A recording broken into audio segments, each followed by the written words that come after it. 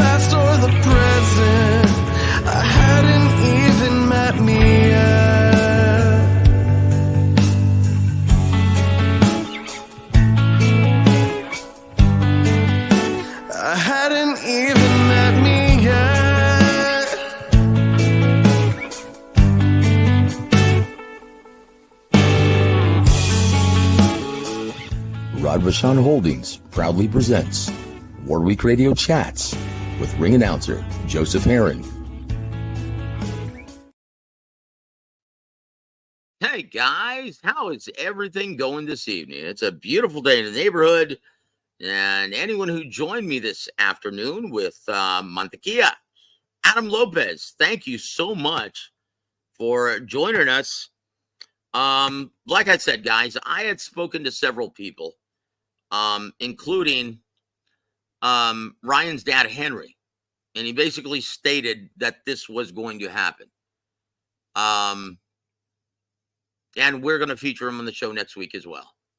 And so, guys, look, this isn't very difficult to, once again, and I do have to give a big shout out to my very dear friend, G Funky Boxing, who pointed out that this was, hey, there's something wrong here. When the news first broke that Ryan tested positive for 2 banned substances, and he said, well, wait a minute. That's the day before the fight and the day of the fight. And he tested positive. Wait a minute. It needs at least 2 to 3 weeks to actually start benefiting the fighter or the athlete. And what's the purpose then? There's something wrong here. He's the one who pointed it out. He's the one who initially found the reports from USADA of Osterine being a problem contaminating different supplements, over 70 over the past 10 years. And over 24 of those actually not even including Osterine on the label. So yeah, that was a big problem over the past 10 years. This was a no-brainer, guys. If you had just done your diligence, conducted your due diligence. And obviously that's something foreign to most journalists today. And I stated that earlier on today's show.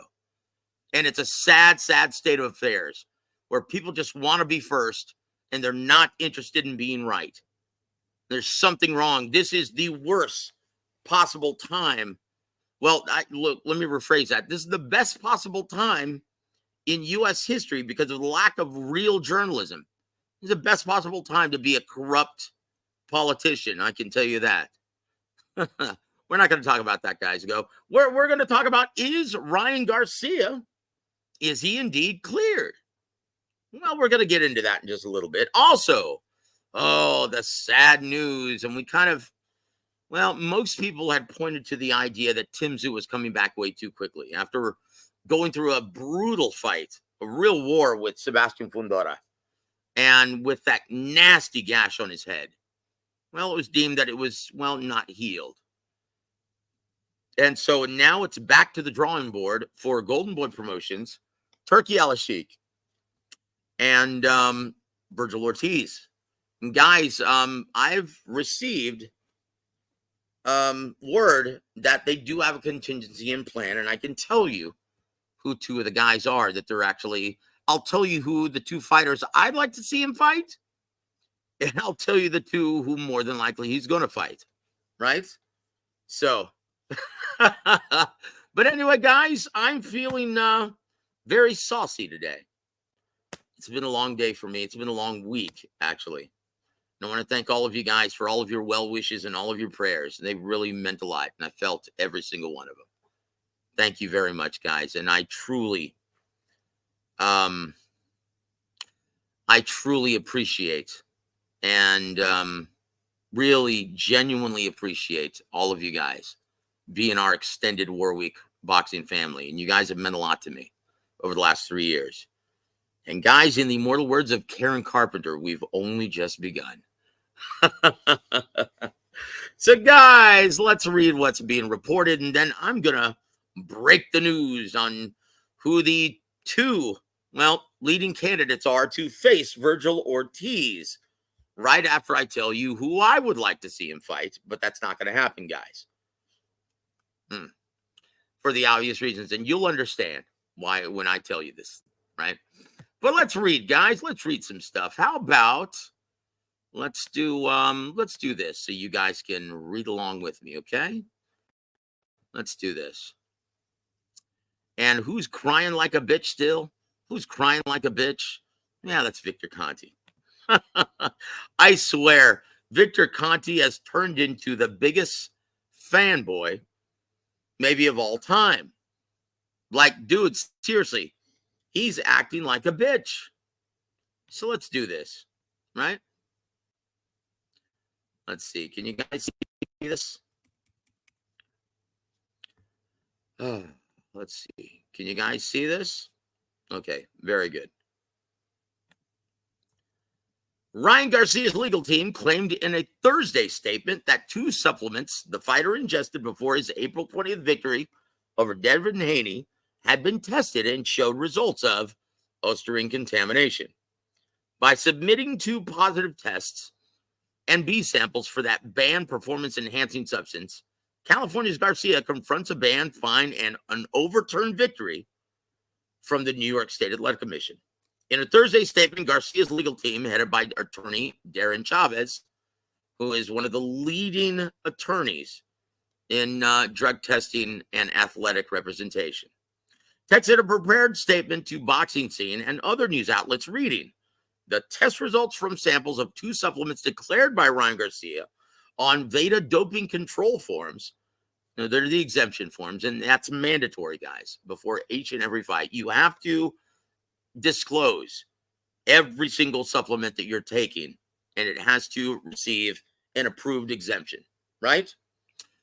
So that's just protocol. This confirms what we consistently maintain. Ryan was a victim of supplement contamination and has never intentionally used any banned or performed enhancing substances. Chavez attached photos of 2 supplements he claims were tested by Sports Medicine Research and Testing in Utah, which is the same lab that Veda uses.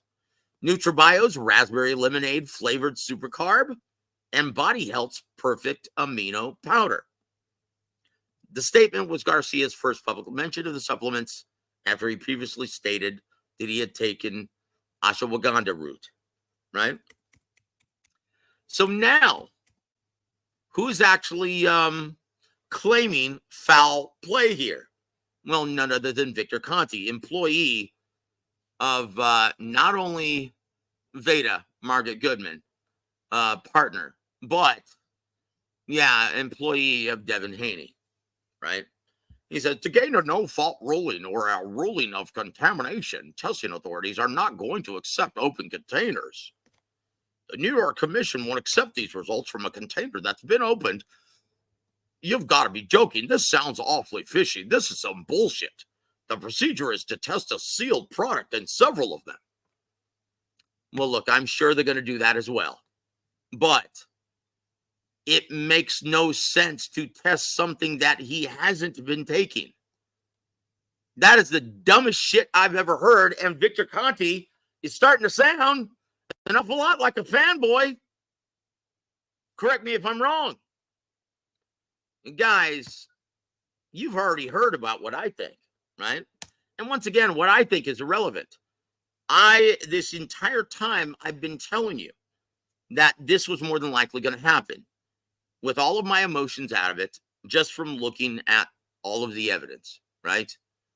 Now, what I think is going to happen, what I think is going to happen and what should happen is that Bill Haney and Devin Haney, they're going to say, hey, you know what?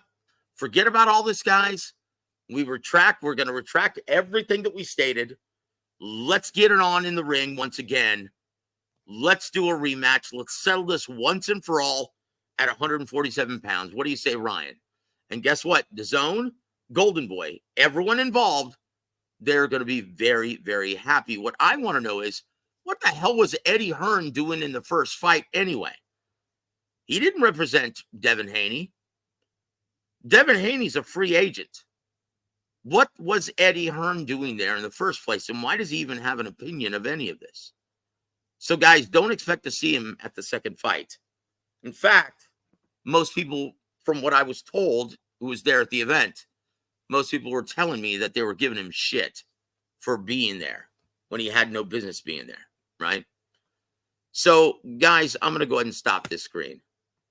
But please, click the link if you guys want to. Hold on. Mini Mail, welcome to the show, sir. I heard Virgil will now fight Erickson Lubin, or WBC Ukraine champ. Okay. Well, let's. Do you want to go to that, guys? You want to do that first? You want to get that out of the way before we stack? Yeah, Fast Eddie always tries to crash the party. If he thinks a lot of eyeballs are going to be there, yeah, he always shows up for some reason, even if he's not asked. Piece of mierda. Used car salesman. Gecko. Chingao. Geico Gecko. Anyway, Mini Mail says, Joe, as always, you called it first. Thank you, my friend, for acknowledging that. About Ryan's situation, good job, buddy. Thank you, my friend. And who's next for Virgil Ortiz? So, yeah, it sounds like you guys want me to talk about that. Jesus Sam. Saludos. Joe, Virgil, was Tim really off? Yep. Virgil versus Tim is really off, but Virgil is still on the card, right? No, it may still happen. Virgil versus Tim was too good to be true.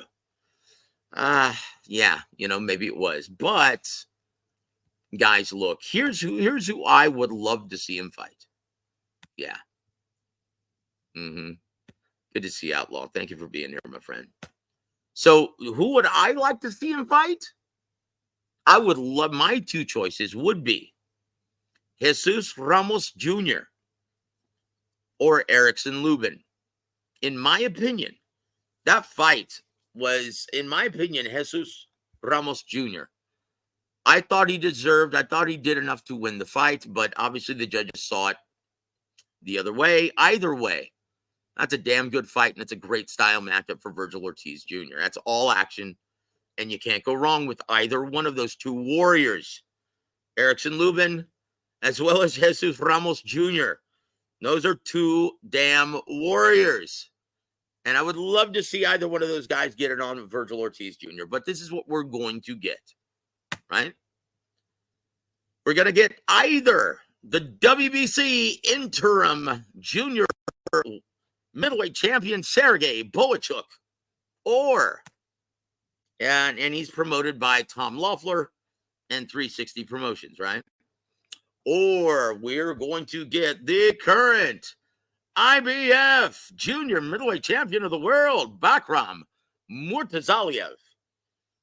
Either way, guys, those are two great fights, and those are two great style matchups.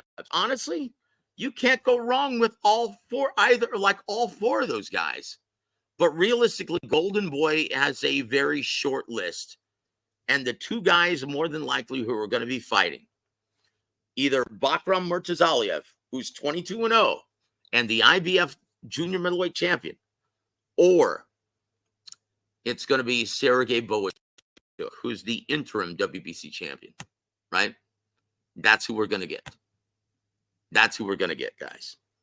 So I really wish it was Erickson Lubin. I really wish it was Jesus Ramos, but it's going to be the two title holders.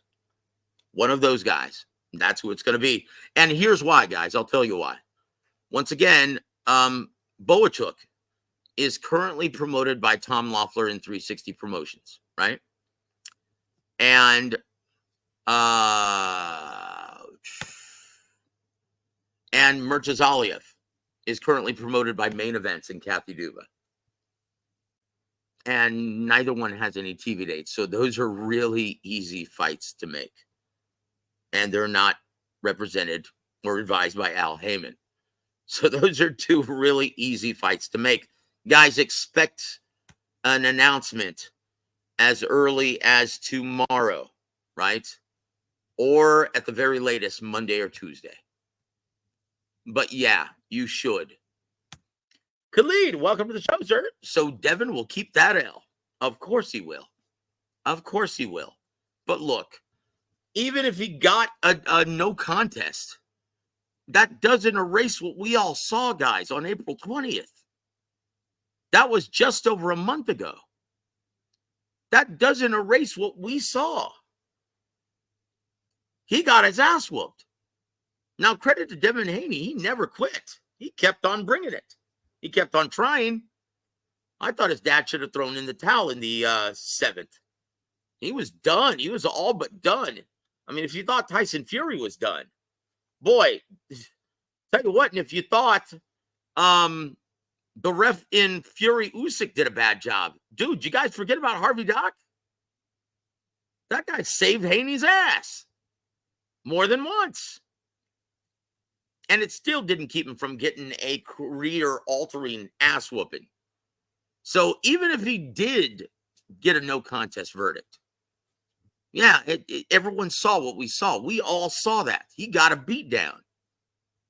Everyone saw that. And that's why Bill Haney has been on this strange campaign with these terrible videos that look like something out of a novela, Dos Mujeres or something.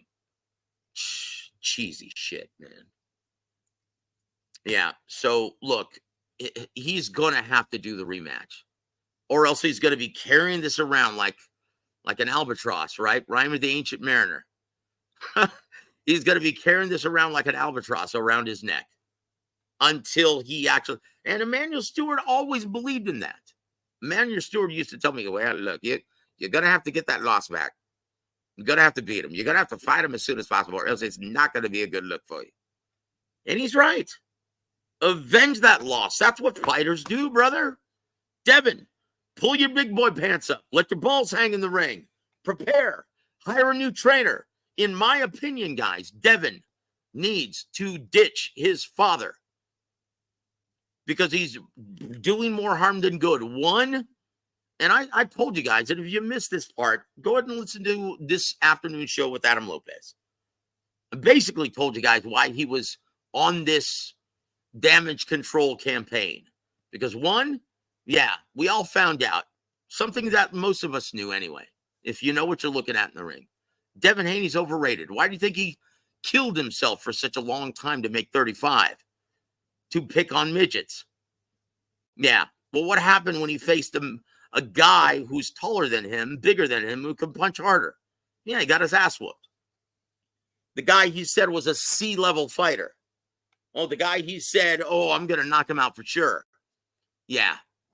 Well, this is boxing, the theater of the unexpected. And if you don't take your opponent seriously, this is going to happen 9 times out of 10. At the world-class level, you have to train and you have to prepare like it's going to be the most difficult assignment of your life. And if you don't, boy, it is going to be the most difficult assignment of your life. And that is the God's honest truth. And I could say that for Virgil Ortiz as well. He had better prepare for either W.A.W or Murtazaliev like it's going to be the toughest assignment of his career. Because if he doesn't, he's in for a rude awakening, just like Brian Mendoza was, right? What happened to Brian Mendoza when he thought, oh, W.A.W, he's just a guy? And he got his ass whooped, got run out of the ring.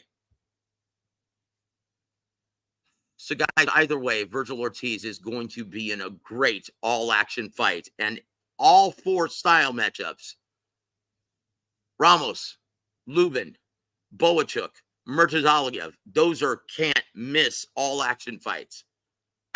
So it's going to be a great thing. I would have loved to seen Zoo, but hey, in time, heal up, buddy. Heal up. Take some time off. Get a new team, just like Devin Haney should. Right? But Devin Haney, he needs to leave He needs to go train with James Gogi and learn how to fight proficiently on the inside so he doesn't slow dance all of his opponents whenever they get into breach that perimeter, right? So Adam says, what happened to Zoo versus Ortiz? Well, Adam, thank you for joining us, first of all, sir. And we always look forward to seeing your comments, man, and your questions in the chat. Thank you, brother. Well, basically, he was not approved to be healthy enough to fight. They said that cut had not healed enough for him to be competitive and him to compete on August 3rd. So they scratched him from the card. California, they don't fuck around, dude. And so that's it. So now, guys, I've been told that the two opponents going to be Sergey Boachuk and Murtazaliev, the IBF and the WBC interim title holder, right? I think Tim and his team found a way out. No, brother, Tim's a warrior, man. This guy believes that he could beat any 54-pounder, including Terrence Crawford. He believes that the Fundora fight was a fluke and that he should have gotten the decision on the judges' scorecards. Hey, Luis Rivino, welcome to the show once again, sir. Thank you, brother, for joining us in this late hour. Appreciate you being here, my friend. Outlaw says, no way Lubin fights him. Ortiz destroys him. Well, look, Virgil Ortiz, that guy is a beast. And yes, I think Ortiz destroys him because let's just face it, Lubin doesn't have exactly the greatest chin in the world. And he didn't exactly open up and dominate Jesus Ramos. In fact, I thought he actually lost. Yeah, Adam, I thought Jesus Ramos would have been a great fight. But guys, if you have your headphones, you're starting to feel lonely. Please click on the link, guys. Keep me company tonight. If you don't want to, that's fine too, guys. As I know, as long as you guys are here, I'm good. Thank you guys. Yes, Mad Dog. Welcome to the show, sir. And I agree. I thought Ramos deserved the win. And Outlaw, yes, you've got the beat. Tim, definitely a warrior. Yeah, his team sucks ass. Look, guys, let's just go back in time. Now, is there any other competent team? Put it this way. If Coach Ronnie, Coach Gogi, if Abel Sanchez, Coach Goosen, Barry Hunter, just go on down the list, guys. Eddie Reynoso. If that cut had revealed itself as early as the third or the fourth round, yeah, they would have called a halt to the bout and said, hey, our fighter can't see. We can't continue. Guess what? No contest. He keeps the belt. That's it. That's it. Come back to fight another day. You're still undefeated. No contest. Happened within 4 rounds. That's what a real experienced team would have done. No, but, oh, he's a warrior. He's going to go out on his shield. Yeah, you're an idiot. He's compromised. He's not at full strength. On any given day, he could, at full strength, he could whoop Fundora's ass. But guess what? He's compromised. And that was obviously a distraction. The team or the game, the fight changed dramatically after that. Guys, I think this is the first time, or maybe the second. Guys, it's my pleasure to introduce to the show once again, Brother Gus. Gus, how you doing, my friend? What up, Justin? How are you doing? Hey, man, I like your avatar. That's beautiful. I appreciate it. Hey, let me know if it gets loud because I'm walking outside. So no, you're good, man. I hear the crickets. It's beautiful. I hear the chicharras. Yeah, they're loud. Yeah, they're loud as hell over here. That's all right, brother. It's all good. You're in San Antonio, aren't you? No, I'm in Austin. I've been. That's right. I've been waiting to hit you up because I'm trying to get down to like fight weight. Because I remember I was gonna ask you about the gyms, what gyms to go spar at and shit. Down in San Antonio. Dude, flyweights, you could go to any for flyweight. So no, what are you right now? 18 or 20? 22? No, I'm at like my fight weight's like 147.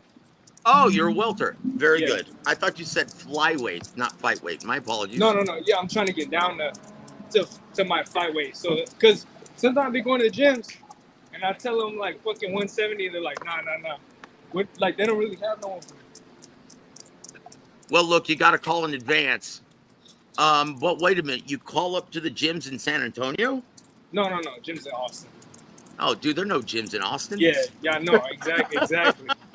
Well, dude, hey, man, come down because we're putting together a fight card on July 20th.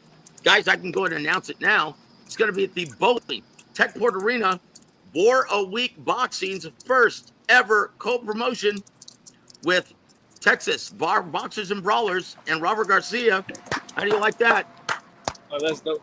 And we're going to be showing the Mike Tyson-Jake Paul fight, Amanda Serrano, Katie Taylor, and also Floyd Schofield versus Ashton Sylvie. And we're going to try to recreate that closed circuit atmosphere with over 4,000 fans watching it live with you.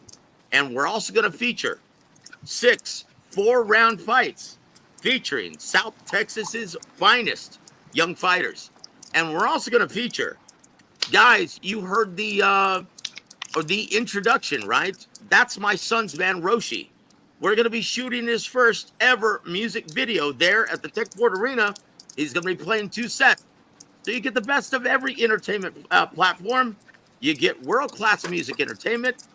You get old legends with Mike Tyson. You get Amanda Serrano. You get Floyd Schofield. And you get possibly Gus. Gus. That's what I'm saying, baby.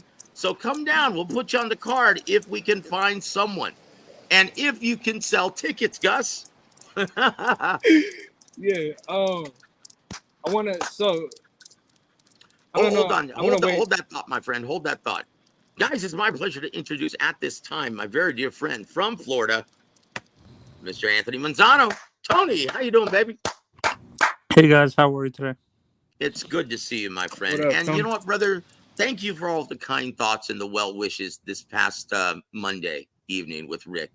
I really appreciated you being there for me, Tony. Thank you, my friend. You're welcome. God bless you, brother. Yeah. So what are your thoughts on all this, brother? Honestly, I had faith. I wanted to have faith that this was going to happen like this, but in the back of my mind, I thought Ryan was going to get screwed. Well, brother, it's because you listen to too many other channels, and you're a great fan and you like to make the rounds. But I'm telling you, brother, most of these guys, and once again, what separates us from all these other channels, we're actually in this business. Okay. And we don't have a dog in the hunt. Okay. We just want what's best for the health of the sport. None of these other channels can say the same thing. And they really don't know anyone personally within this business. They may have spoken to a trainer or a fighter, but they don't have a relationship with any of them. They're just ass kissers and pom-pom wavers. Okay. Or haters, however you want to look at it.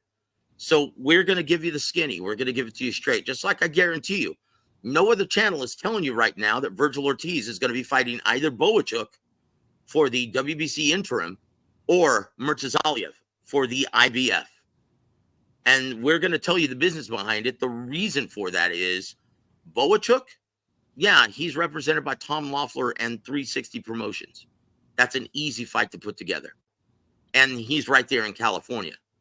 And then main events, Kathy Duva. Yeah, they're located out of Jersey. But that's an easy fight to make. They don't have any TV dates. They would love to put together Murtazaliev versus Virgil Ortiz Jr. So those are the two you're going to get. One of those two. And no one else is going to tell you that right now because no one knows. Okay? You guys are the first to know. Yeah, no. So you actually, in your honest opinion, Joe, you actually believe that, like, the the New York State Athletic Commission is actually a clear Ryan of this? Yes, I know they will. And once again, here's why. Like when he provided and listed all of the supplements for exemption, they signed off on it. They're on the hook as well. Okay, so would it be right for them to give him that exemption and then give him a suspension at the same time when it was the supplements that caused it the whole time? It's a slam dunk, and we've been telling you this the entire time. He has to list every supplement, and it gets signed off by both Veda and the New York State Athletic Commission, and they signed off and cleared it. This is a serious question. Do you think you and Gus think actually that Ryan has a legitimate case of defamation against Bill and Dev Well, in court? let's ask Gus first, because you guys already know what I think. Gus, what say you, my friend? Let's hear from the crickets. Hey, Yeah. man, probably. I mean, they've been spewing a lot. They've been spewing a ton of shit, you know, just to try and make the loss look better for Haney. You know, try to blame the whole loss on the steroids and everything like that, bro. So maybe. Well, I'll tell you what's going to happen, guys. I'll tell you what's going to happen. I'll tell you who's going to get a defamation suit and is going to get sued. And the first party that's going to get sued is going to be, let's see, hold on. It's going to be NutriBio, who made the super carb supplement that had Osterine in it. Also, Body Health are going to get a big lawsuit for millions of dollars, and they're going to settle. And Ryan is going to make a shit ton of money. And if the Haneys are smart, they're going to retract everything that they've been saying, or else they're going to get a defamation suit if they are stupid enough, like Victor Conti, to double down on this shit. They're going to get slapped. Well, I told you guys that they'd already received a cease and desist, and they persisted in defaming and slandering Ryan's name publicly.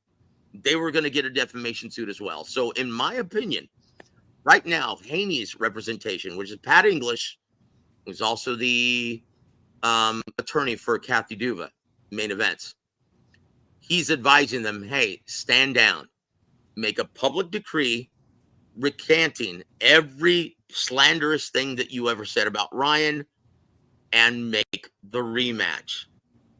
Once again, he has no choice. He has no choice. And I explained this on this afternoon show.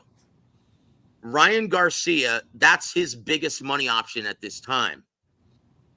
Sandor Martin, if he wants to defend that mandatory, how much money, so let's say they can't reach a deal. Let's say Devin Haney isn't happy with the money that he's going to be offered to fight Sandor Martin from Eddie Hearn, right? If this goes to purse bid, how much realistically could you imagine any network or promoter bidding for Devin Haney versus Sandor Martin? I'm going to say, being generous, $450K.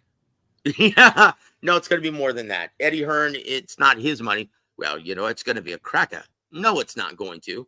No one looks good against Sandor Martin, and Devin Haney's not going to become the first. If Teofimo can't look good against him, if Mikey Garcia can't look good against him, you really think Haney's going to be the first to look good against Sandor Martin? Hell no. Hell to the no, brother. Like, that's a certainty. That's like taxes and death. That's how certain that is. And so, Hearn is he's the master of paying out network money, inflated purses, right? So we're going to offer you $3.5 million as a purse bid. And Haney's grown accustomed. How much did he make in his last fight with Ryan Garcia? Like 15 million? Yeah, almost 15 million. So do you really think he's going to be happy fighting a snoozer, a guy who's impossible to look good against, Sandor Martin, for only 3 million? You think he's going to be happy with that? No. Okay, so let's look at his other options, okay? Let's say he says, Eddie, I want that unification, because the unification trumps mandatory. We can put that to the side for time being. Okay, let's do a unification.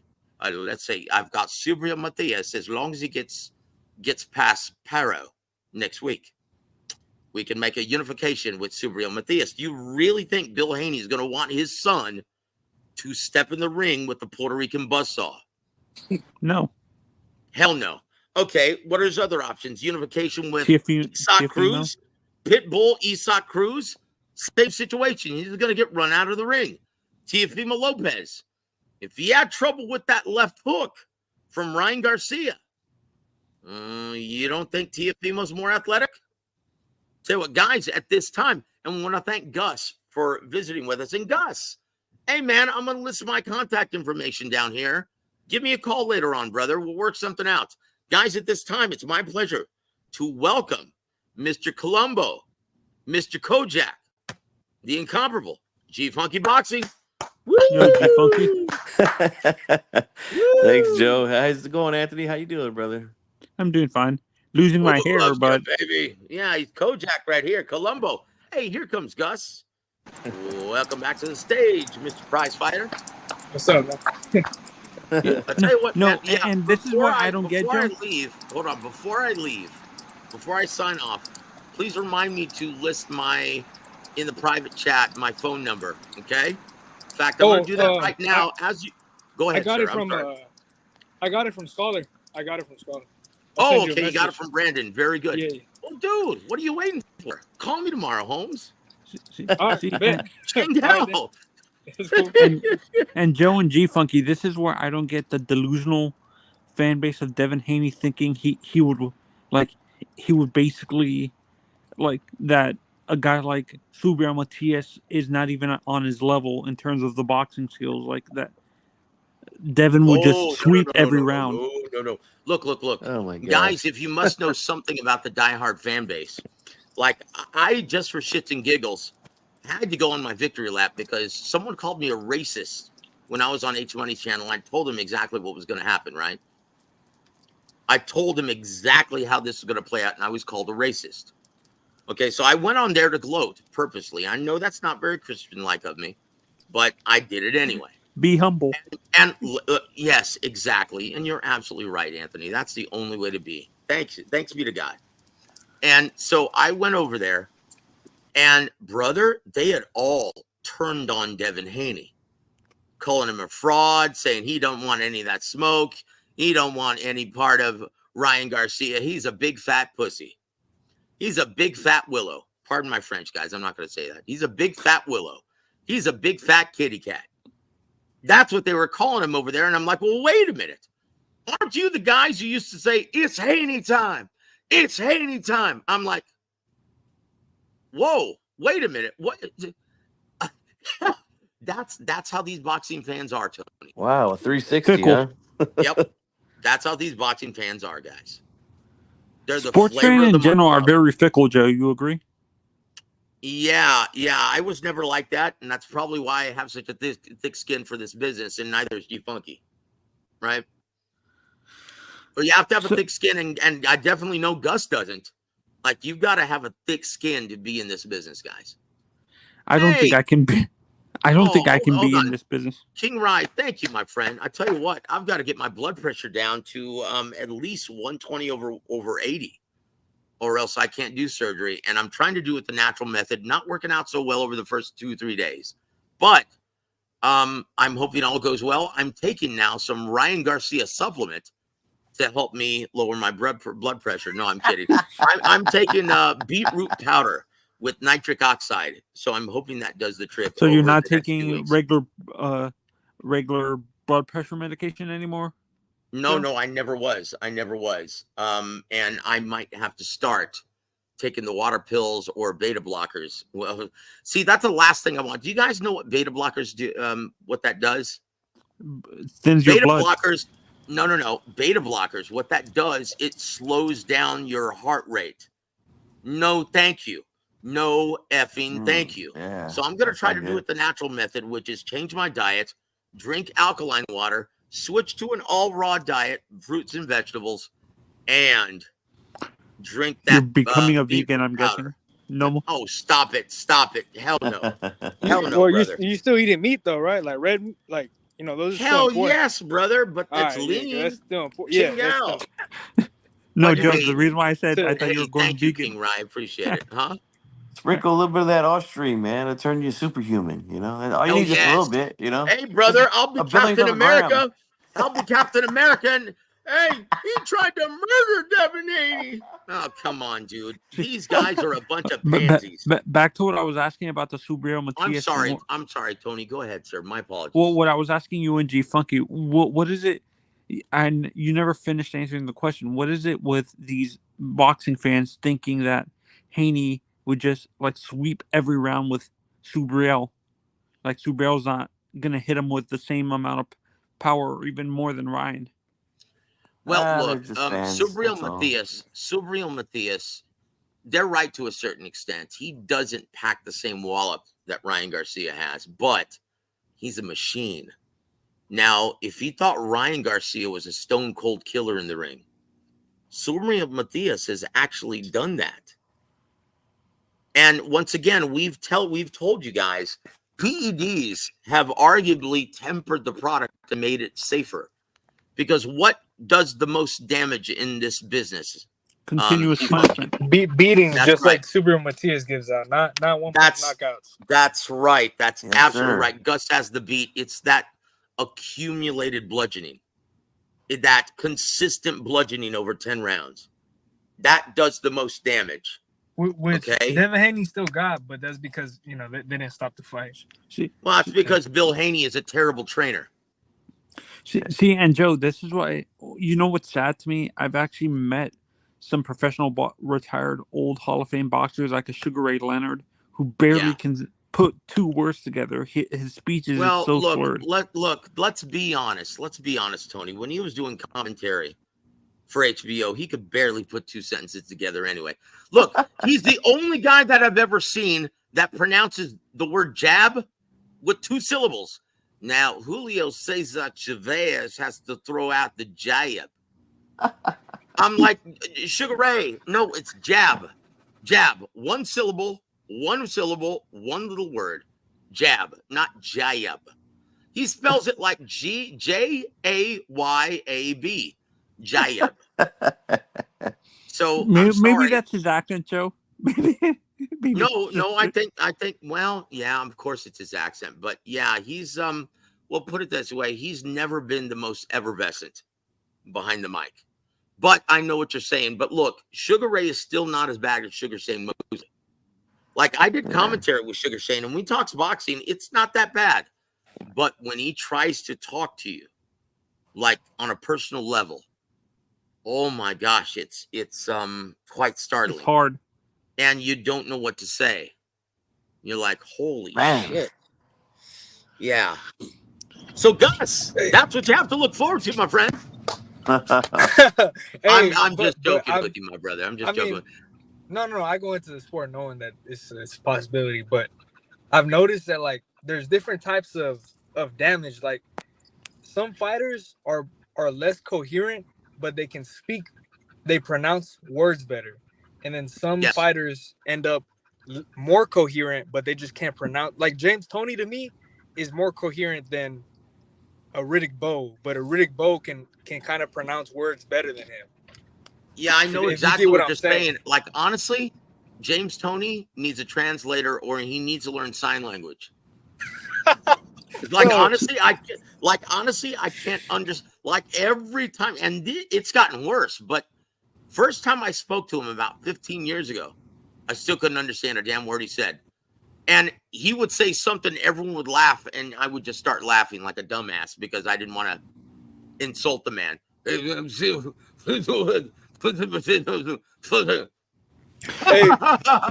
do it's like, holy shit. You know the Floyd Mayweather impressions you do to, like, the Fact or Fictions when you bring that shit up? Oh, you should do one, James Toney.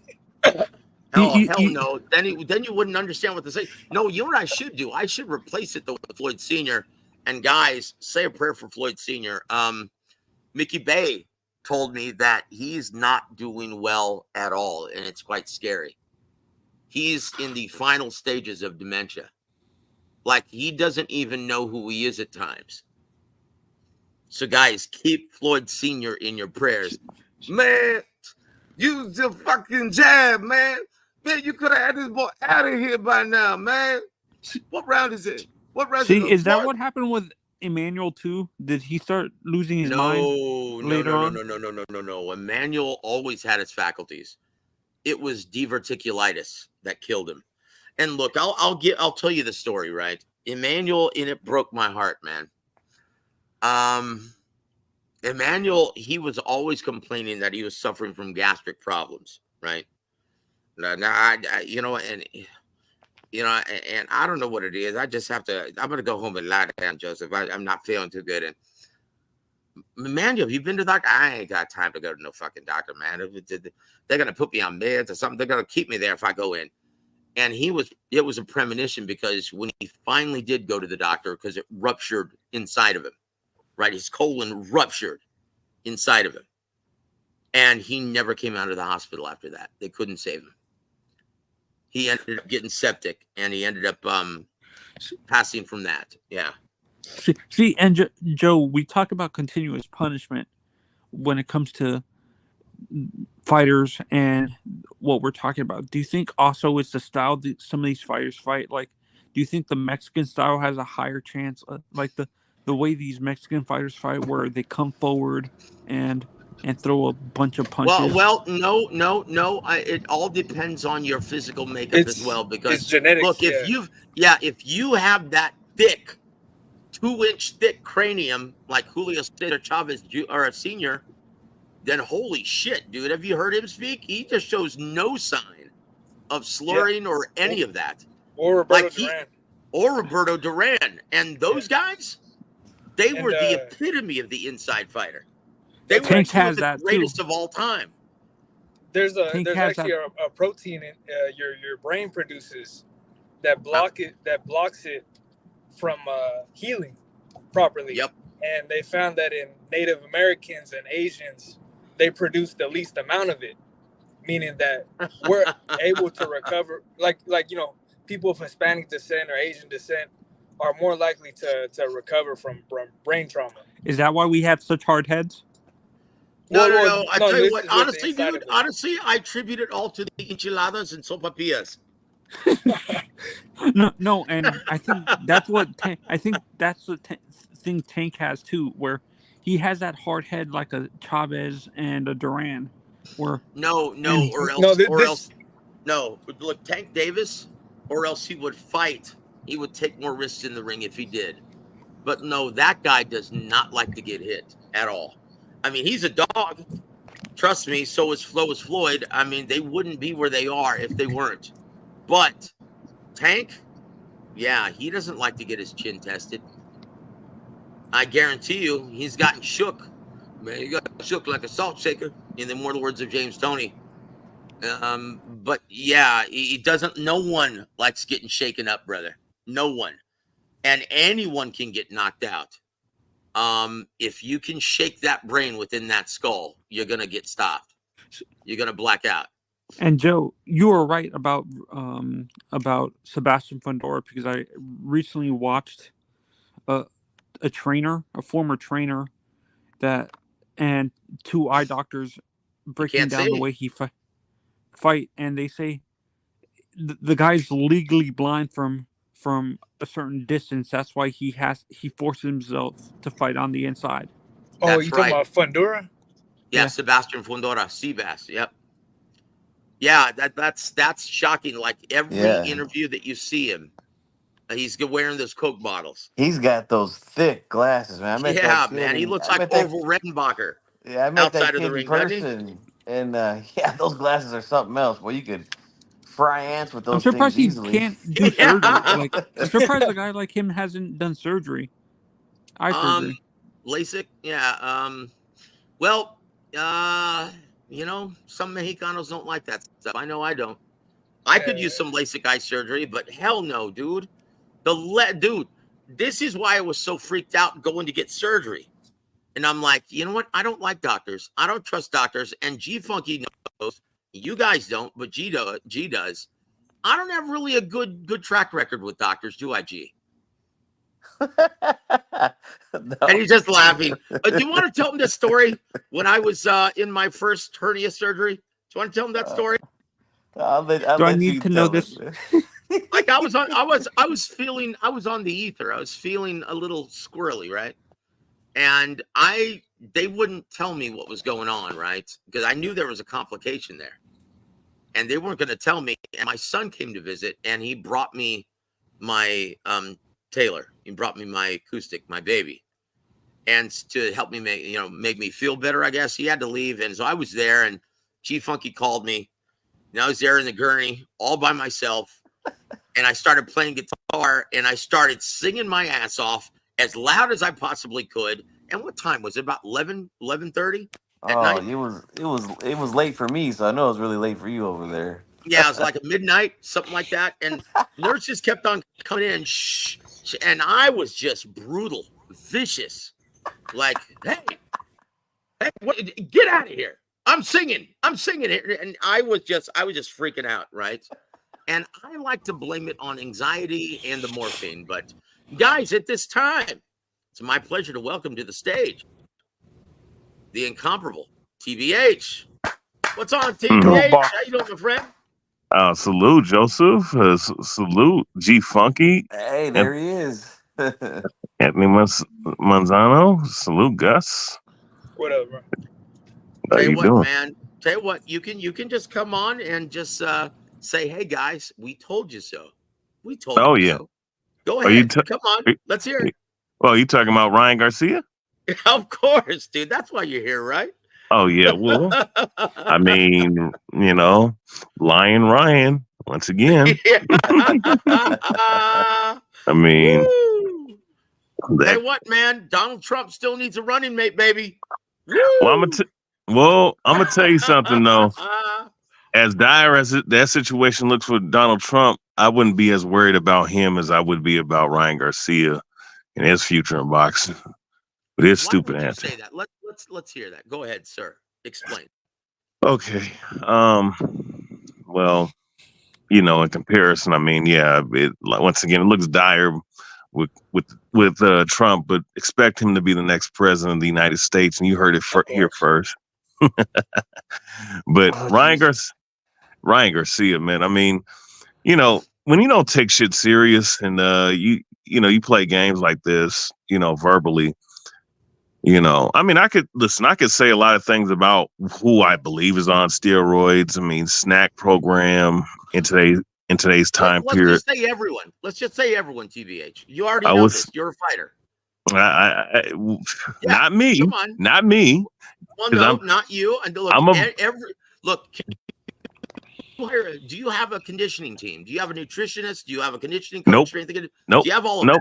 Exactly. Nope. I don't need all of that. So the well-funded teams, the guys competing at the elite level. Give me one who isn't on that shit. On the elite level? Yep. Give me one. Right now? Yep. Honestly, even my favorite fighters, I think they're gonna take something. Exactly. And why is that? Why do they take them to make the major leagues and to get from AA to the majors? Why do they do that? Because that's the only way to compete. It's the money, guys. It's the money. Oh, yeah. Boxing is a sport, and it always has been. When it's money involved, it's the haves and the have-nots. If you're not in that 1%, you're just getting by. And that's the reality. Hey, there you are, brother. Oh, man. It's the haves and the have-nots, guys. If you're why is it that not this in the generation 1%, you're just getting by. That's it. See, that's what I don't get. Why is it you see more issues with steroids in this generation? Because guys, it seems like guys from Oscar's generation or Floyd's generation really didn't need that. Is it because the training isn't as stringent, or like the science just advanced more on the steroids? Yeah, let me say, can I say something about that? Ahead. Let's let Gus go. Gus, you first. Oh, my bad. Go ahead, sir. The science has just advanced more on the steroids over time. Like they really came out like they really started getting popular in the 70s, and then the science has just advanced from there on, and it's easier to get past these tests. Yeah, look, like when you used to do steroids like Matuzak or Lyle Alzado or all the old time wrestlers, that was a guaranteed death sentence before you hit 50. Yeah. Okay, it weakened your aorta. And what happened when you push too hard? Your aorta rips. You might as well slit your throat. You're gonna die. Right? That's what John Ritter. You remember Jack Tripper from Three's Company, John Ritter? Yeah. Oh yeah. That's what he died of.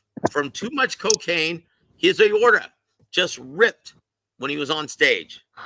See, I'm kind of surprised a guy within like a minute. Yeah. See, for me, I'm surprised a guy like what's it called? Arnold Schwarzenegger hasn't had health issues with the amount of steroids he took during his bodybuilding I've got years. 3 letters for you, brother. 3 letters, and you can the same thing with the Sylvester Stallone. H G H. Oh, true. Okay. That's it. Although I will say that the ACAs kind of tore up their muscle and bone frame too, because that's ugly, doesn't it? Now it looks ugly, yeah. right? Oh, it looks horrible. But they're much healthier than John Matuzak right now. Oh yeah. Matuzak. Well, let me healthier than Lyle Zato. Lyle Zato. Yep. Oh, Dick Buck. Oh shit, Dick Buckus. Yeah. But I'm gonna say this, right? Go ahead. Let me say this to build off of what Gus is saying. Look, because I'm the type of dude. I'll tell you how it is about this shit, man. At least when and a lot of people when they hear me say it for whatever reason, they get upset. You know what I'm saying? They get mad. Hey, that's another thing we have in common, brother. well, I mean, you know what? Here's the thing: the way you handle it professional. Because I built my platform or how I speak or who I am as being unprofessional as possible when it comes to certain people like that, I just tell them bluntly, and they gonna have to eat it. You know what I'm saying? Yeah, you know what? If you call me such a hater so much, you believe it, then let me be that fucking hater. But I will tell you the truth, though, hater or not. But it's like this, right? Back in the day, you had steroids, you had amphetamines, you had other Ken Caminiti died from amphetamines. Yep. You know what I'm saying? And it was an issue in baseball, and it was an issue in other sports. But one thing that those athletes back then were doing is that they were taking bigger risks with the anabolic steroids, with the Winstrol, with the amphetamines and other small time shit that honestly it's like comparing the MP40 to the freaking FAMAS, assault weapon, or the AK-47. It's like comparing fucking a damn chariot that the damn Assyrians and the fucking Egyptians were using versus the damn MRAP you can drive down the street.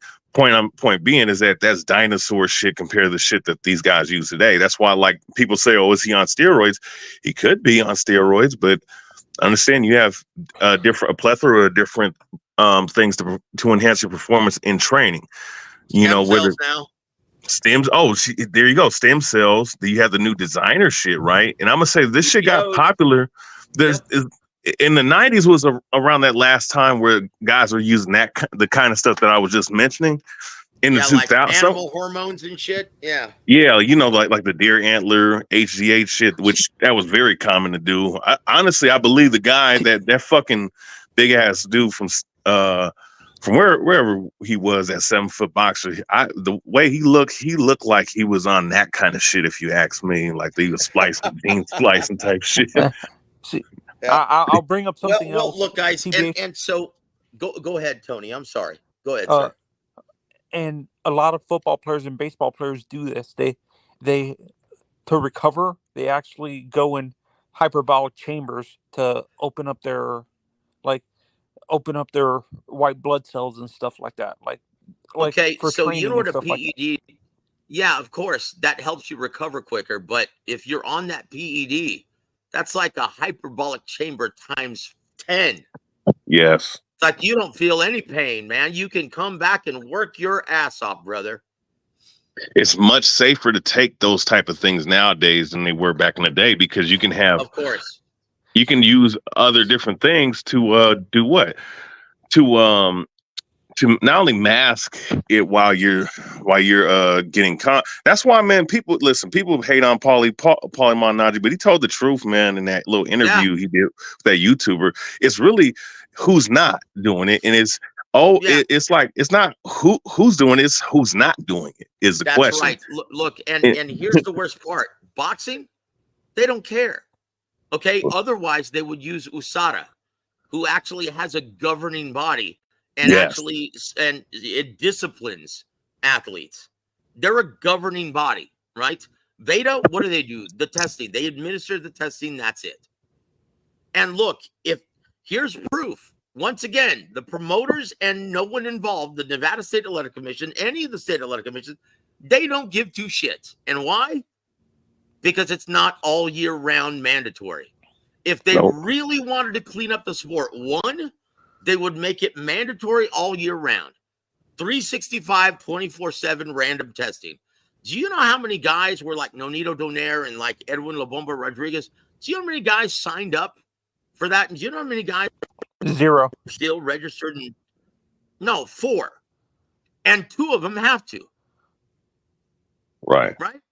So that says it all. Now, once again, I'm going to say this, and I say this all the time. And do you remember 2 weeks ago when I was saying this exact same shit on H Money's channel? Do you remember everyone was calling me a racist and a hater? Do you remember that, TBH? Who? Wait, who was calling you a racist? I heard that they called you a hater, but a racist? Yeah, racist. Someone said, "Oh man, you're just mad because Ryan Garcia is going to." Anyway, some bullshit like that. I can't even remember. Well, you're Puerto Rican. Well, I don't know what a Puerto Rican has to do with the Mexican. I'm Mexicano, brother. Oh, you are? Mexicano. Yeah, I'm from South Texas. I thought you said you was Puerto. Oh, okay. No. Don't offend Joe by calling him Puerto Rican, man. I don't get offended. Look. I don't get offended by very much. The only thing I get offended by is someone who is a passionate fan who's never worked a minute in his life in this business and feels arrogant enough to start arguing with me about something that I know for sure, like as a fact, right? I'm like, look, brother, I'm telling you this for your own benefit. Don't kill the messenger. And they still want to come in and argue with me. I find that rather insulting, right?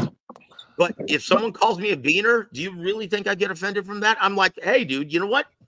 Frijoles, bean and cheese tacos, that's freaking delicious. Right. I eat that all the time. Maybe that's why my blood pressure's so high. Damn. See, and Joe, for me, I'm a big. Me and you always talk about wrestling. So hold on, Tony. Mini Mill has the beat, right? Yeah, Joe is Hispanic, but sounds Anglo. Yes, I do. I play an Anglo guy on the radio. Yeah. Well, like Puro Mexicano, that's brother. very common. That's very common. Yeah. Oh, yeah. But he's not Canelo. He's not a redhead. It's your son, Jay-Z Kasem. Yep, that's me. Wait, but are you Canelo too? Are you like Canelo? Are you a redhead? No. I'm not Spaniard. I'm Indian. I'm Choctaw, brother. Oh, okay. I'm Choctaw. And my dad is he's of German descent. That's why I get the last name Herren. That's a respelling, a reconfiguration of the German word that means gentleman. Meine Herren, right? Yeah. That's Herren. Yeah. Oh, yeah, here's Khalid. Hey, man. Hey, dog. Hey, how you know I ain't black, sucker? Yeah. Oh, Jesus. Hey, man. Hey, dog. No, see, I just do impressions, jive turkey. And you know what's funny? I remember like the first time I actually did my brother voice, because I grew up my dad was in the army. And so all of my friends were black, right? I grew up on army bases, and I didn't even know racism was a thing until I got older and started reading about it and learning about it in history. And it's hilarious because I was like, yeah, man, I can do a brother accent. I can do a brother voice. I do impressions. And when I started doing that, like to some of the fighters that I used to work with, they're like, oh man, you know what? We haven't heard you sound like my uncle or my grandfather. No one talks like that anymore, Joe. Like I used to use the old Fred Sanford lingo. Oh, Jesus. The old George Jefferson lingo, like JJ Walker, jive turkey and stuff like that, man. I'm like, man. And I remember Benjamin Whitaker was the first one who took, man, you sound like my old uncle, man. No one talks like that anymore, Joe. Ben Whitaker? I'm like, they don't? Yeah, Benjamin Whitaker. Yeah, is not the guy from Britain. He's too young, but I'm talking about the Blaxican. Fought like a Mexican, but was black. Yeah, you remember the Blaxican, Benjamin Whitaker, signed with Roy Jones? That was my fighter. Yeah. Yeah, no. But he was Hey, man, like, Archie. Go ahead. Go ahead. My bad. Yeah, no, I was just saying them shows like Archie Bunker and San Francisco. That's what he said I sounded like. Man, you sound like George Jefferson. Man, Archie Bunker was the best, man. Oh, hell yes. They're funny. And Joe, remember how me and G Funky always talk about wrestling? I'm big fans of John Cena and The Rock, and I've always defended them, saying these guys look like they're all natural, like they don't take any steroids. No, are you kidding me? Are you kidding me, Tony? I want to have faith that The Rock is clean. I really want to have faith. Stop it, dude. Yeah, like he wasn't speeding every time he came to the ring, spitting all over the place, right? Come on, dude. That guy look, if you're a wrestler, right? And guys, next week when he comes back from Saudi, ring announcer Thomas Triber is going to be my special guest. I've got a ton of guests loaded for next week. Oh, wow. One of them's going to be Henry Garcia, Ryan's dad. Another one's going to be Jose Sr. Going to talk about his son's fight coming up. And another one's going to be Thomas Triber, who's doing all the ring announcing for the Saturday's festivities in Saudi Arabia. And he's a former wrestler. If you recognize his voice, he's the last of the Mohicans, one of the last ring announcers to emulate the great Howard Finkel to think. Guys, I don't know who this is because I can't see it, but I'm let's see. How do I do this? Hold on. Okay, here it is. Hey, it's Rob. It's my brother Rob. Welcome to the show, sir. Hey, brother. How's it going? How are you, man? Good to see you, brother. I'm doing all right. Good to hear that you're doing well. Yeah, I'm not dead yet. Isn't that a miracle? Holy shit. Ching gal. But hey, what are your thoughts on the news? Excuse me. I'm sorry, Joseph. I didn't hear you. What did you say? What are your thoughts on the news that Ryan Garcia, his supplement, the testing came back, and they tested positive for Osterine. So it is indeed exactly what we've been saying. It's a product of supplement contamination. That was 100% a given, Joseph. He was never going to do something that stupid and risk his career, risk popping up dirty just to beat, honestly, an overrated fighter like Devin Haney. Overrated fighter like Devin Haney? What makes you say that, Rob? Well, honestly, in his before he fought Ryan in his last 3 fights, I couldn't see nothing to be impressed with. He had no head movement. He just stands still as he's throwing his jab in the straight. I mean, and he just gets beat up a lot. Whoever thought that he was going to lose to Ryan Garcia, someone that can box circles around somebody that just stands still, you're out your damn mind. Hey, brother, so are you thinking of relocating to Mexico to go train with James Gogi? I would need to get my passport. I was thinking about it. Dude, you should. Honestly, James Gogi will put you through hell, but it'll make you a better fighter. Rob, on Twitter, I said, and Devin Haney fans attacked me for this. I said, Devin at best is Paulie Malignaggi with a little bit more money behind him. Holy shit, dude! No. See, you're wrong. You're wrong, brother. You're wrong. You know what? Corey Spinks is more like it, but Paulie Malignaggi has a much better chin than Devin Haney. And he could fight on the inside a little bit. Yes, sir. But of course they didn't like when I compare them to Paulie. Yeah. Look, guys. Oh, I'm sorry. Go ahead, Rob. Go ahead, brother. I was gonna say most of Devin Haney's fans are usually just man-child that relate with somebody like Haney and what he says, and then children. Hey, brother. So have you made your decision? Are you going to make your pro debut on July 20th? I would be happy to, Joseph, if you would have me. I would just need to make sure that my paperwork is all set and I can make weight. No. That's it. We'll take care of that, man. You just make sure you can sell some tickets. Yes. Woo! Hey, Rob, what weight class are you in? Right now, I'm actually. Give me 1 sec. I'm just driving real quick. Let me just throw you on the little hook, so I'm not holding the phone. Yeah, go ahead. Sir. I'm actually weighed in as of right now because I just got off the scale. I literally just left the gym like 5 minutes ago. I was listening to you guys. Always a great show. But Thank you, I actually weighed in at 182, and I would like to get down to 160. So you're gonna be 160. You're gonna be around the same weight as the Charlo brother, the Charlos. Yeah, from Houston. Personally, I would love to fight at 154. I mean, just lose the water weight at that point. But I think I've seen some of your amateur fights. Were you fighting since amateur? No, sir. I would spar a lot with guys. I don't know if you've ever went to the Wolverines gym down by South Flores, or if you've ever seen some of the guys that spar out of Florida. He's from Florida. Florida. The only dude from South Texas is Gus, and he trains out of Austin. No, sir. I just have a very long list of sparring partners, and I've helped train a lot of guys that have been with help spar with a lot of guys that have been with TMB Promotions down here. Oh, TMB. Mm-hmm. Yeah. Mm-hmm. And so Who's he's going to be making his pro debut. Don't worry, Rob. I'm sorry. What? Well, who's Team TMB Morones Promotions? Boxing? I never heard of Team Morones Boxing. TMB Promotions. Their next card is on July 6th. I've got a really busy next 2 months, guys, coming up.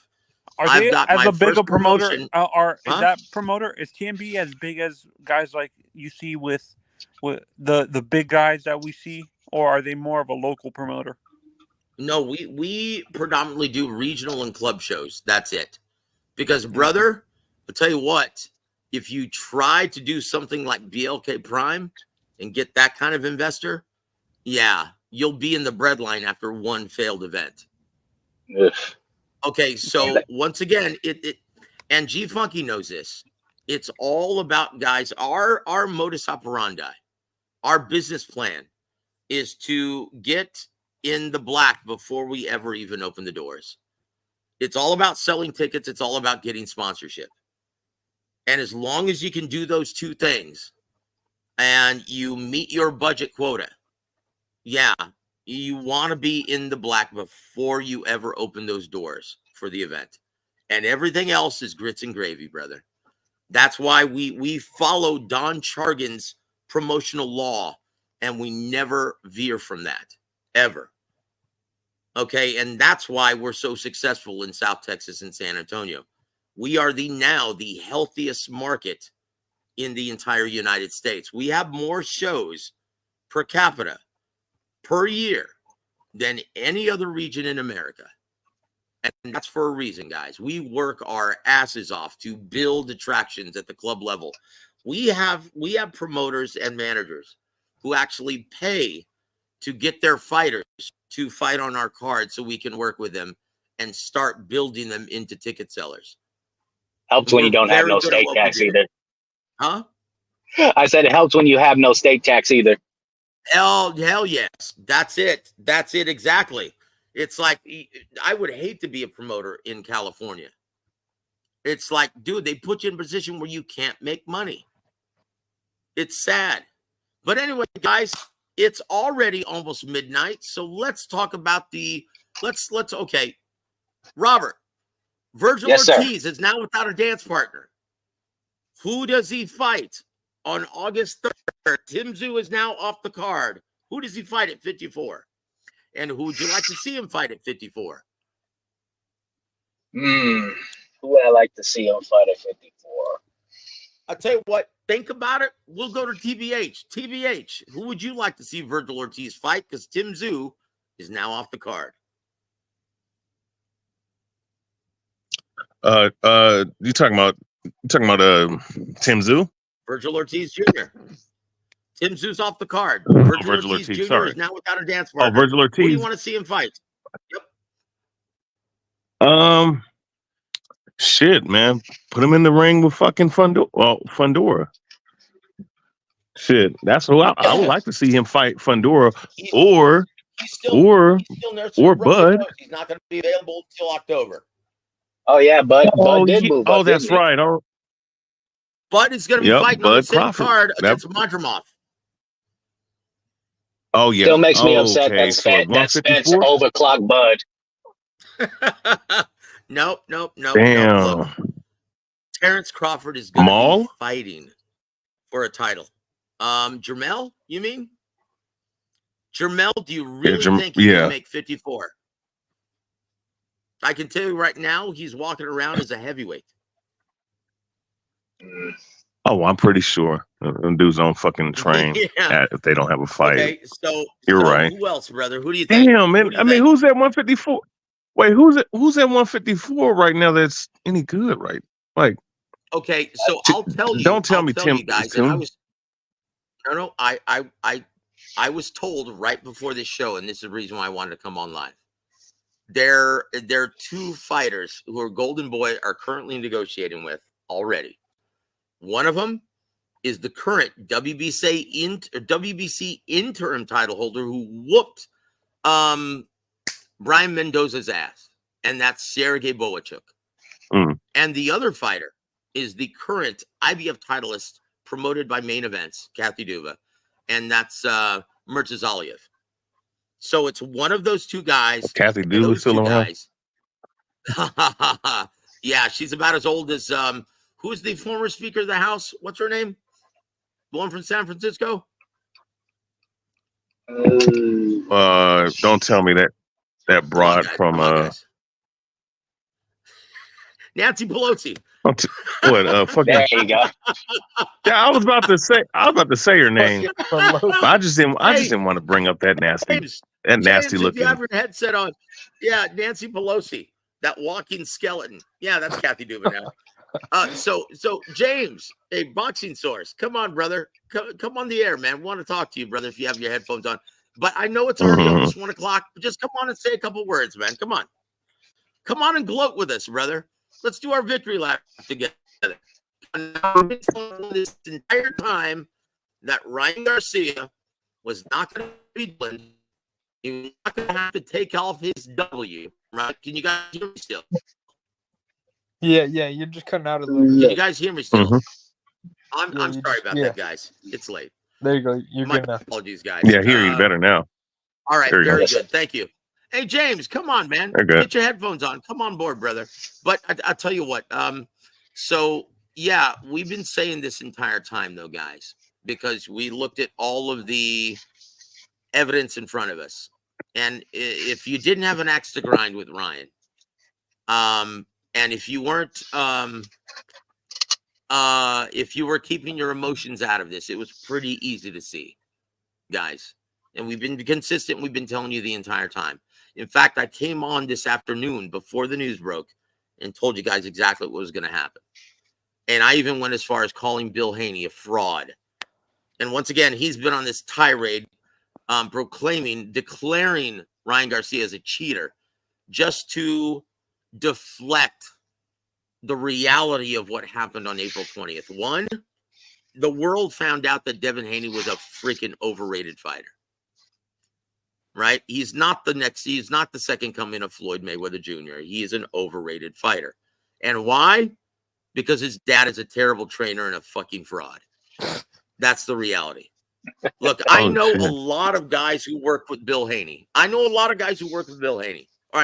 Haney. And they all say the same thing. Yoel Judah, Mickey Bay Jr., Ben Davison, all of those cats, right? Floyd Mayweather. All of those cats say the same exact thing. Hey, Devin's a good kid. He listens, and he He does everything that you want him to do. He's a good kid. He's disciplined. He works hard, but his dad's a big pain in the ass, and I can't work with him. And that's the reality, guys. That's the reality. His dad doesn't want it. Like his dad wants someone to come in, right, and teach Devin Haney how to fight. And Bill Haney wants to be the chief second and take all the credit for it. That's what he does. How many trainers has Devin Haney had? Co-trainers. How many has he had? Pretty much everyone in the business. They've been in his corner. And when it comes time to fight night, Bill Haney wants to be the chief second, and he wants to take all the credit, even though he can't train shit. Why do you think he has to wrap you up like an octopus every single time you breach that perimeter and get on the inside? Because no one's taught him how to fight on the inside. That's not his fault. No one's taught him how to fight on the inside, and Bill Haney doesn't know shit. That's the reality. That's so why what are you he's been saying on is this. That's why he's been on this tirade, accusing, trying to deflect all of the blame on steroids. That ugly horse-faced mother. Yeah, he everything, point the finger at Ryan Garcia, and the whole time he just sucks as a trainer and sucks as a manager. One, he should have never allowed the fight to go on, just taking money and allowing Ryan Garcia just to come in at a very leisurely 3.2 pounds over. I would have made him suffer. No, dude. No, we don't need the money that bad. I want to see you kill yourself to try to make weight. For the next 2 hours, I want to see you suffer. Well, that's what I would have done. You think he's a bad man? He's a piece of shit, Bill Haney. Oh, he's terrible. I don't think he's a bad I'm pretty sure he is. A terrible trainer. I don't think he's a bad manager. He's a piece of shit. He's an awful trainer, guys. I think he's well. Here's my question. Okay, real quick. Here's my question. Okay, right? Let me ask you. So hold on, TBH. Okay, go ahead, sir. I'm sorry. Go ahead. Which one? Well, I just wanted to ask this. Go ahead, bro. Well, I just wanted to ask this just real fast, right? What can we knock what he did, what he accomplished with his son? Which, given what you said about him taking credit from other people training Haney, right? At least as far as guiding his So what about guiding him to the place where he is now? Hey. Like, I mean, most money that he getting the most money that he possibly could from these matchups. Yes, he's a very shrewd businessman. And I'm sure he picked that up along the way, being a pimp and a drug dealer. You've got to be, right? And once again, he did a very good job being a very shrewd businessman, getting his son the most money he possibly could out of these deals. And he made his son and himself a very rich man. But he can't train for shit. He doesn't know shit about boxing. He doesn't know shit. Once again, guys, did PEDs have anything to do with Devin Haney falling for the first trap that Ryan Garcia, a C-level fighter, set for him? Jab, jab, jab, hook off the jab, hurt him within the first 30 seconds. Did that have anything to do with PEDs? No, as soon as he got rocked, his whole strategy changed the rest of the fight. And what did his dad tell him? What did he do? Did he know what to tell him? Did he prepare for that? He stayed silent the entire time. He sucks ass. That's why he didn't know what the hell to do. Now, once again, here's proof positive, right? Whenever Ryan would get in that quasi,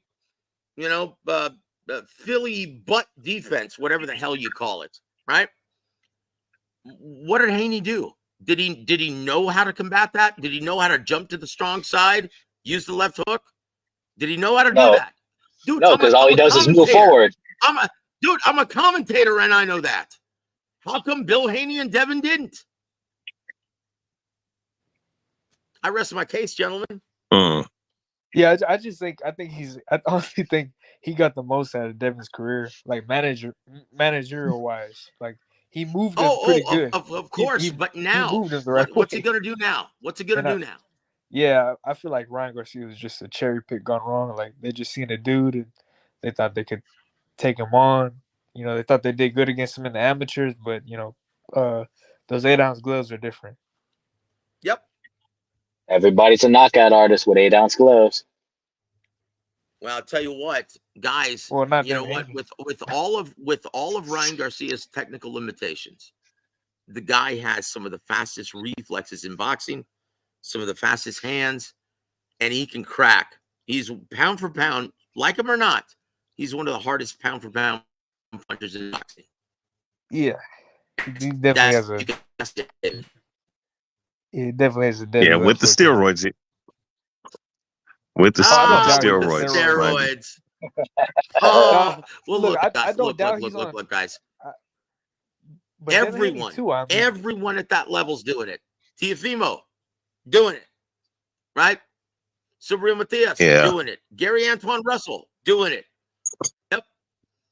Yeah, Devin Haney to Gustavo rehydrate. Lemos, yeah, you're right. doing it. 30 pounds. Yeah, I mean, we can all agree that Devin Haney's on something.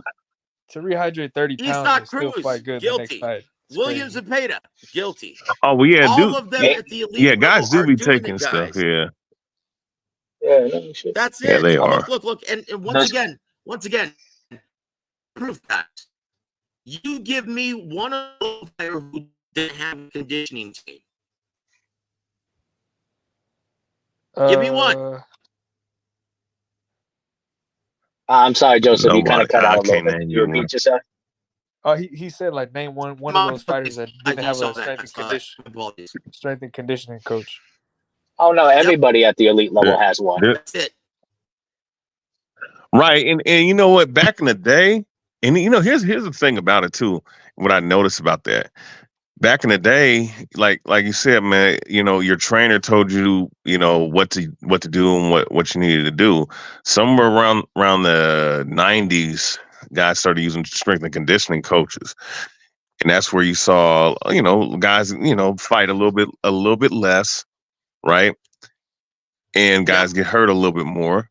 But then I mean, let's fast forward in the last 7-8 years. These guys, they're taking every little thing under the sun. I'm not even talking about the substance, the banned substances they are able to take and mask it with different masking agencies. I mean, they just, and then all the shit that they're doing now, and these guys getting hurt and they can't fight for a whole nother fucking year like that. That's fucking ridiculous. But so much for the bigger, stronger, faster athlete. You know what I'm saying?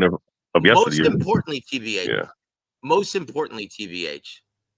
They don't have the mental capacity. They don't have that appetite for destruction. They look like they're at times afraid to get hit. Look, you'll never. And I'm gonna tell you what. Excuse me. You'll never see another warrior like John the Beast Mugabe, Marvin Hagler.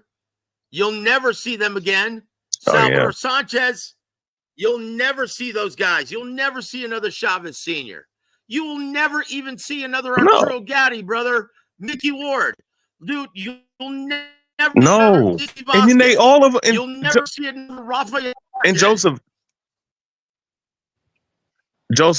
and let me just say this: here's the thing, when you go study old tapes, because I watched a lot of old footage of the fighters from like the 30s, 40s, 50s, 60s, 70s, right? One thing that I know that they all had in common is that didn't matter what style, if the game plan broke down and you weren't able to do, they all fought, bro. They all were not afraid. Yep. It's like, I don't know if it's because of this Mayweather brother. It's money, brother. And you know what? It's money.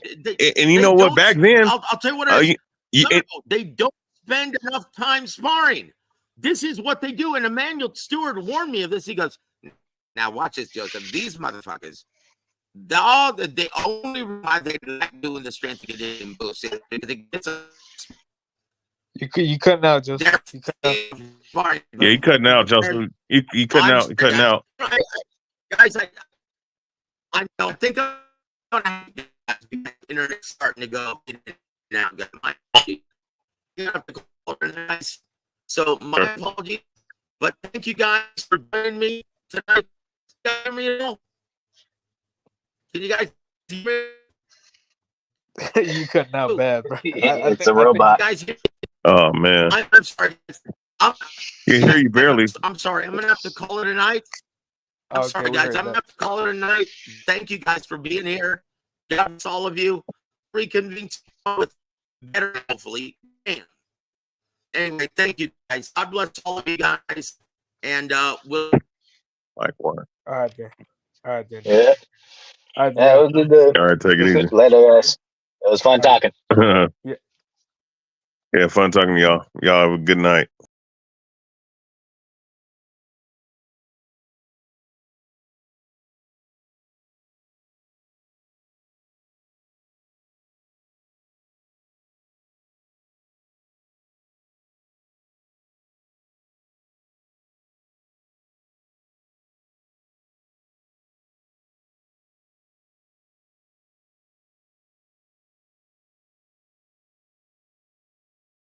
sorry about that, guys.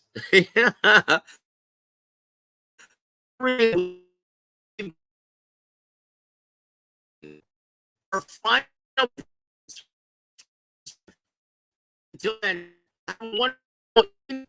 And sorry about the technical. God bless.